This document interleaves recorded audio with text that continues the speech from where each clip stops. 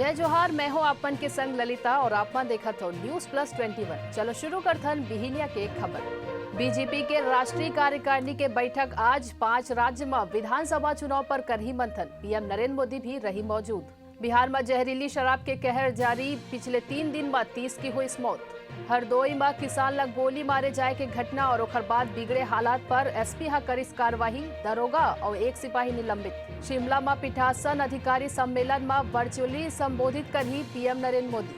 राजस्थान में जेल में बंद आसाराम के हालत बिगड़िस, एम्स के आईसीयू में भर्ती।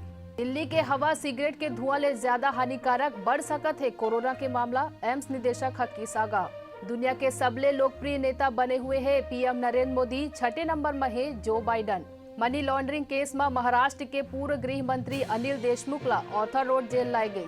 दवा फैक्ट्री में 5 मजदूर मन के मौत। गुजरात के गांधीनगर में दूषित पानी के टैंक साफ करत रहीस, जहरीली गैस से गई जान। पेट्रोल डीजल पर सियासत बने हुए हैं 12 राज्य और एक यूटी के पेट्रोल डीजल पर वैट घटाए इनकार, बजट गड़बड़ाए के दिस हवाला। ऐसा ही तमाम जानकारी पर देखत रहो न्यूज प्लस 21 आप मन के हक की बात।